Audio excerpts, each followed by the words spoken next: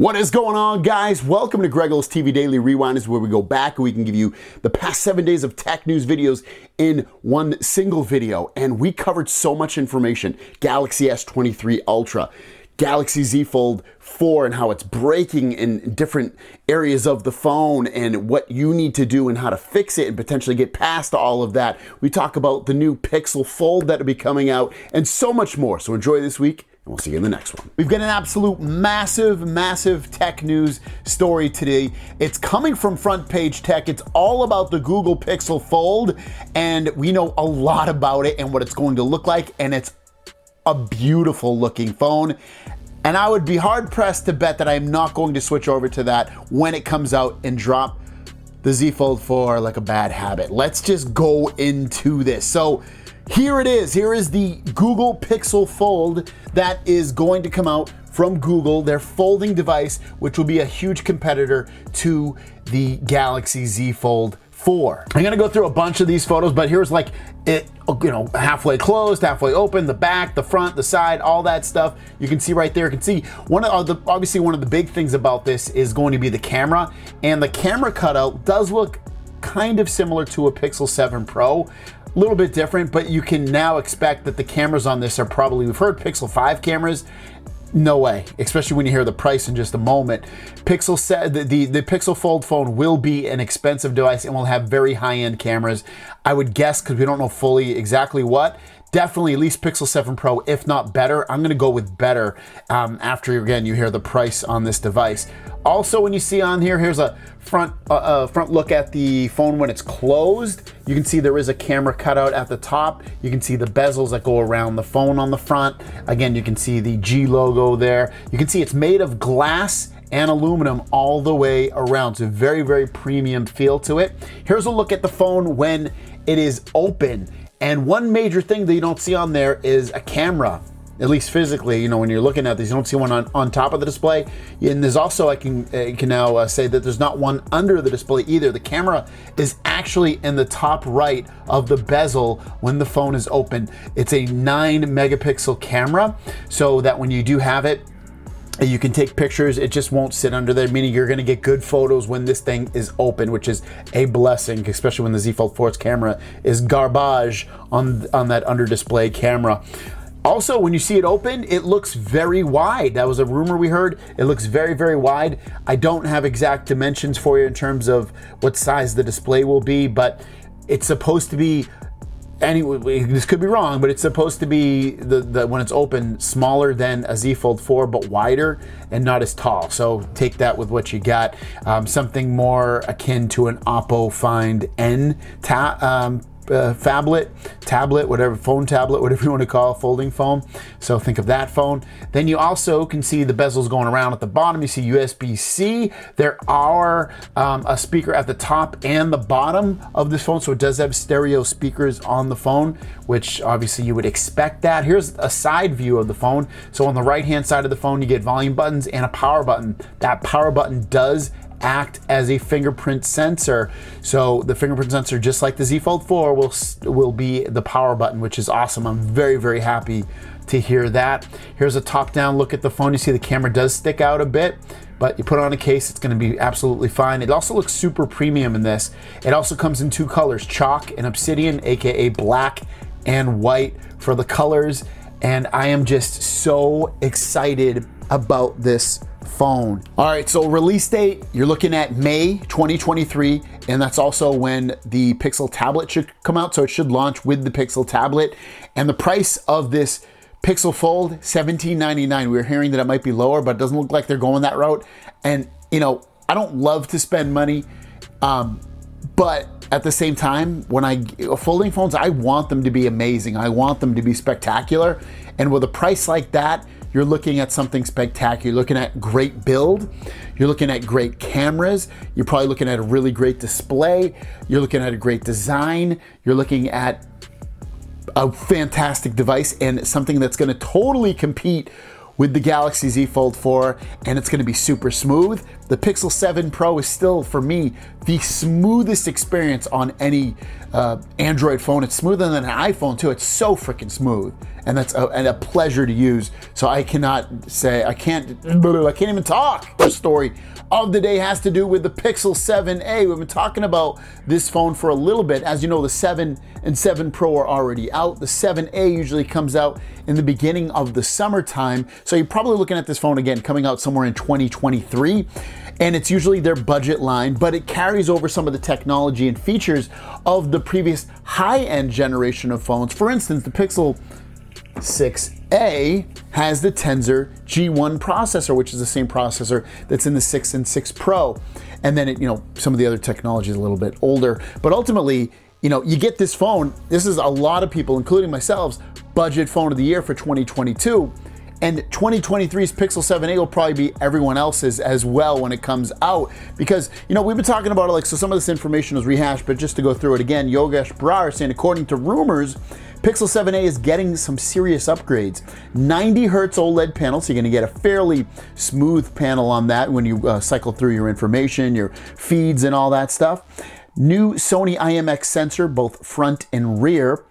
Wireless charging, which it hasn't had previously. The Tensor G2 processor, which is the same processor that's in the 7 and 7 Pro. He says, I'm especially looking forward to the new 64 megapixel and 13 megapixel ultra wide setup. Thoughts on this? Excited for the new Pixel. And this is freaking amazing. This might be ending up a lot of maybe people's phone of the year next year, because people are looking more so. We're getting to a point where you get a phone, and almost all phones, especially in almost, if you get a fairly good processor in there, which this will have, you're looking at a phone that's very inexpensive, probably $450, $400, somewhere in that, sometimes $200 if you get it with a deal going on of some sort from a carrier, and you get a phone that performs really well, has most of the features, if not all that you want, and is that good. That's where it's coming down to, like, ooh, that might be my phone of the year. I didn't pay a lot for it. It's still getting the experience that I expect. So this is really great. So keep your eyes peeled. Pixel 7a, again, probably come out in May or June of 2023. And our last story of the day has to do with the Google Pixel Fold, the phone we talked about yesterday. There was a huge leak on it. We showed off what it was going to look like. It's going to have a different form factor versus what you get on the Z Fold 4, whereas the Pixel Fold is going to be more squared off-ish, and it's also going to be wider, so shorter, wider. But what about the actual display sizes? So some information got leaked out, what the display sizes are going to be, and this guy has an amazing track record. So I've used him and I've had him on my channel before. Ross Young is saying that the foldable display, so the big display inside of the new Pixel Fold, will be 7.57 inches, which is a wee bit smaller than the 7.6 inches of the Z Fold 4. And the cover display will be 5.78 inches, which is smaller, but at the same time looks wider and shorter, so it'll probably be a little bit more fun to use. So, and they also use Samsung displays. But what do we expect? I still expect 120 hertz on the front and on the inside of the new Pixel, especially with the price at $1799. I also expect the displays to be a little bit more user-friendly within apps, especially on the front. I think it's going to look great on there. It's going to be a little bit wider, a little bit shorter, so it's going to feel better when you use some of those apps on the outside.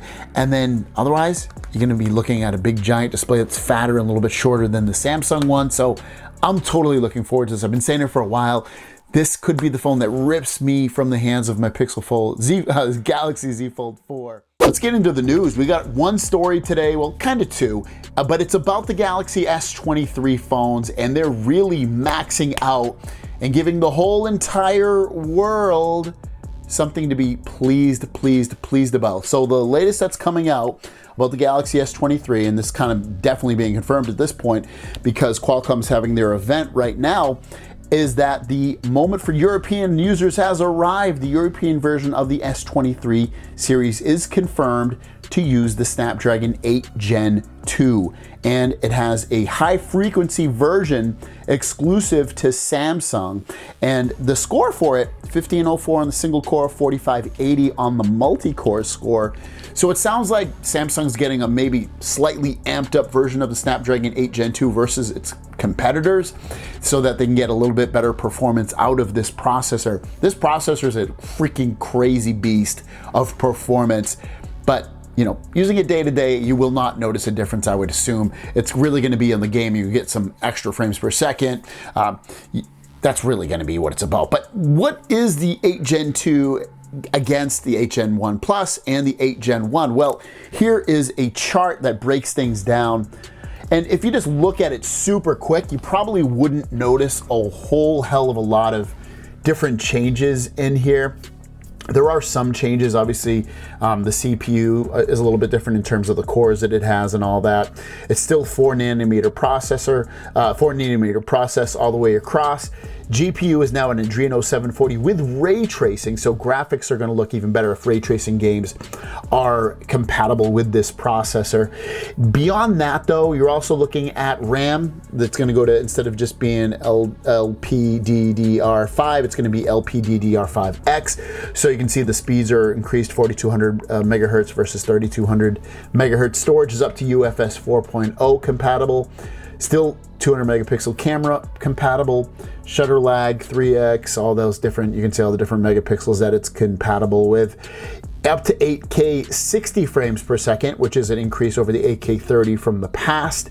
You also get a new modem, X70, so you can get millimeter wave, plus there's 6 gigahertz, which is very similar to the last ones, but the downlink speeds are up to 3.5 gigabits per second. You can now do Wi-Fi 7, which is always welcome. That's gonna be the newest Wi-Fi that comes out. Maybe, I think it comes out 2023, early 2023 is when it comes out. And then beyond that, everything else is pretty much just the same. 3.1 USB Type-C, 100 watt, up to 100 watt fast charging as well. So you're not gonna get the 100 watt fast charging with like your new Galaxy phone. Don't expect that. It's just meaning that the processor can handle something like that. So crazy to finally get confirmation that if you live basically anywhere in the world, you will get the Snapdragon version of the Galaxy S23. And the first story of the day has to do with the Galaxy Z Fold 4 and Flip 4. Now, a week or two ago, I talked about One UI 5 going out. Now, it looks like it was only out at that time for people that were on the beta like myself. Well, it looks like the stable release is finally coming out per Sam Mobile. The Z Fold 4 and Flip 4 getting stable Android 13 update, also known as One UI 5. So check to see if you have it. It's going to be a rolling update throughout the world. Go to settings, go to software updates and check for updates. See if it's in there for you. Next up, as you can see from the headline, the Pro model of the iPhone 15, that's the Pro and the Pro Max, are getting the fast USB-C port charging, while the standard models of it, the iPhone 15, the regular iPhone 15s, are getting only USB 2.0 charging. So if you're gonna want ultra fast charging with the new iPhones and you want it to be USB-C, you're gonna have to get the Pro and Pro Max. The regular iPhone 15 will have USB-C, but it's not gonna be super fast charging. I'm not exactly sure exactly how fast they're going at, but it sounds like it's gonna be faster than what they offer now. My guess is they're gonna do something like different with it. I'm assuming they're probably gonna really push it from 0 to 80 like we do on electric cars, and then the last 20% will probably go really slow, is my guess. And that's kind of what they do now for the most part, but I think they'll emphasize that a lot more. They'll probably say like 0 to 80 in 20 minutes or whatever the time frame is. So keep your eyes peeled for this one.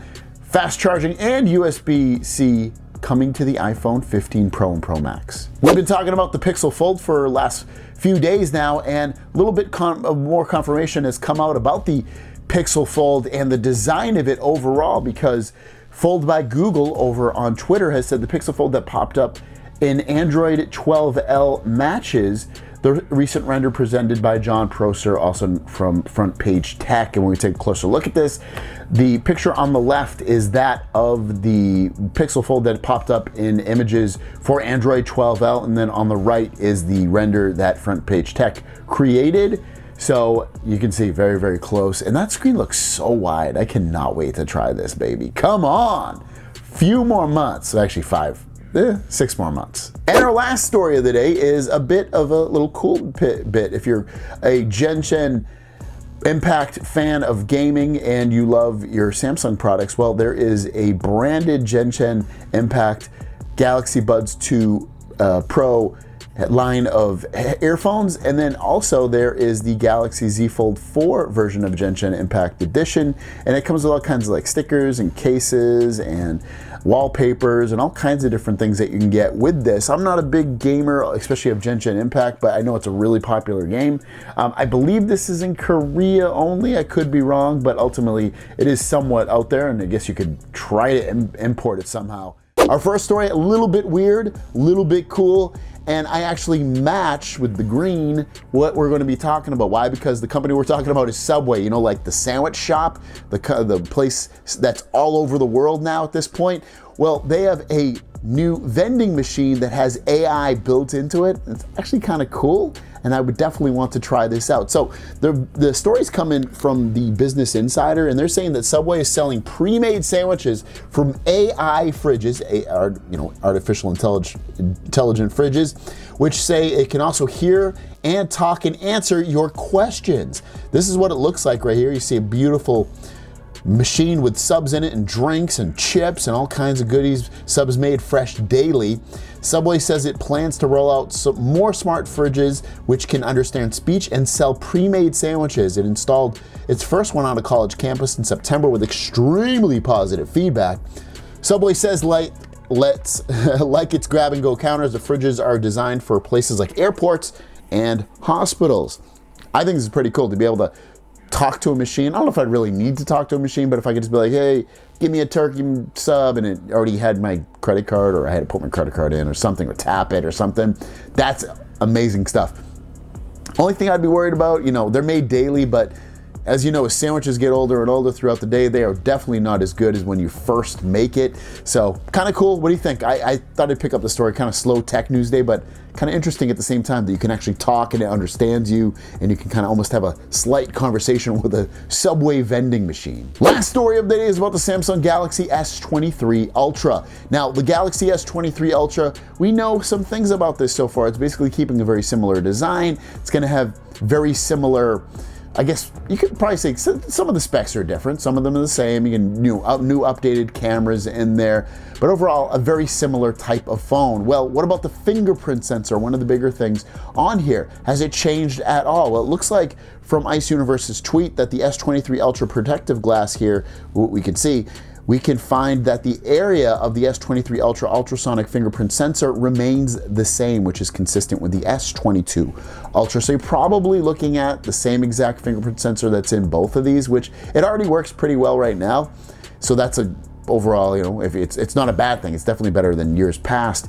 But I mean, it could be new, but you would think if it's going to be newer, it's probably going to have a larger surface area. So that's why I think it's going to be the same one as last year.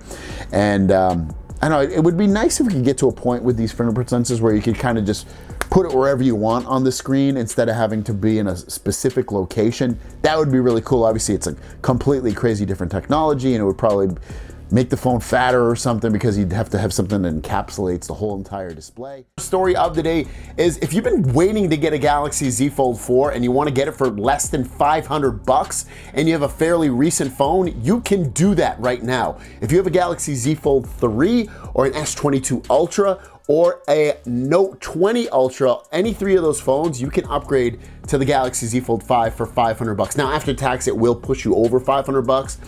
But right now, you can do it right on Samsung's website. I'll link it down below if you want to take advantage of this. Now, I will admit, and I've done it in videos, Z Fold 3 to the Z Fold 4, not a huge jump, but if you're getting tired of your phone, for whatever reason, you just want the newest version of the phone, do it, why not? And then, you also have S22 Ultra, which if you're tired of these candy bar phones, that might be a reason to upgrade. And then I think the most likely and most probable person to upgrade would definitely be the Note 20 Ultra. Reason being is you're getting a much bigger display, obviously with the fold phone, and then you're also getting S Pen support. S Pen doesn't go inside, but you can get a case that houses the S Pen.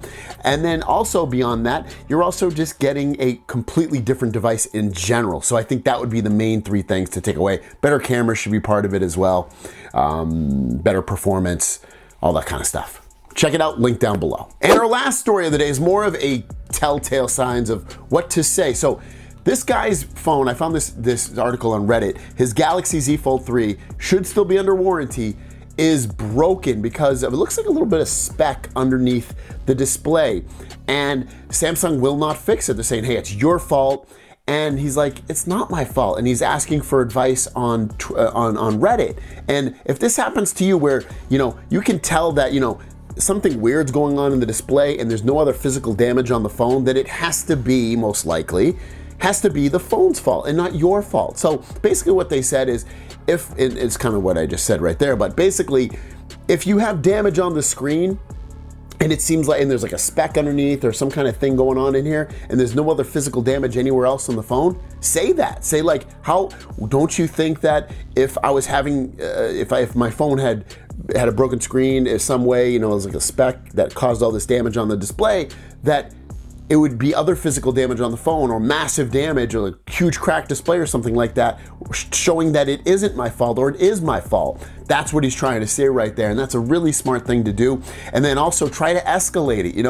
If that first person doesn't get you in, say, hey, I want to talk to your manager. Even if they don't, say, I want to talk to your manager. And then if that doesn't work, what always tends to help as well is calling somebody else on that same issue. I hear it all the time from you guys, from Reddit, from people that I know. They're like, I couldn't get through with this one person. I called 4 other people. That 4th person finally got the results that I was expecting. Because Samsung, I will admit, sometimes their support is amazing. Sometimes it's awful. And you could say that about any company, but they're really right down the middle like that. I've had some really bad support with them and really good support. So it all depends on who you work with at the company, unfortunately.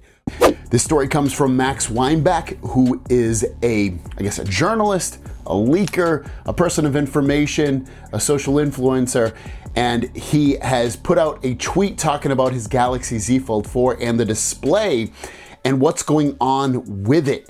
And I can say I don't have this issue. I checked mine, and you're gonna see it in a minute. Just to show you here on this white background, I don't have the same issue he does. Mine looks very color uniform across the display.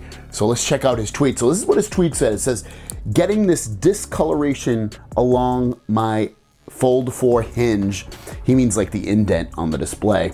Is this the UTG under ultra thin glass cracking? And you can see there's some slight discoloration along that hinge when we look at these photos.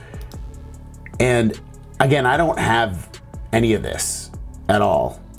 And I know he's not the only one that has a similar issue to this, because when you go into the comments, there's someone from Linus Tech Tips channel that has an issue, and there's other people as well that have this same issue or have had this issue on other phones. So it really seems like it kind of is an issue. And then at that point, it should be, because he has a Fold 4, it should be covered under warranty. He shouldn't have to get this phone fixed and pay for it himself. It should, because it doesn't seemingly have any cracks or anything like those, so it should be fixed. It sucks because this is these are really, really cool, interesting phones, but the more I see about these phones, I can see why people are ultimately really, really kind of petrified. And it always is something that I say is to get the insurance on this phone. I really don't say it to get it on any other phone for the most part. Get it on this phone, because you just never know. Is Samsung going to cover it? Are they not? Am I going to have to fight tooth and nail to get it covered? Or if it is my fault, it costs a lot to get the phone fixed, let alone a folding phone, so make sure you have insurance on the phone. But what about you guys? Have you had that discoloration issue on your display of your folding phone? Let us know in the comments down below. Have a great day, and we'll see you down the road. Peace.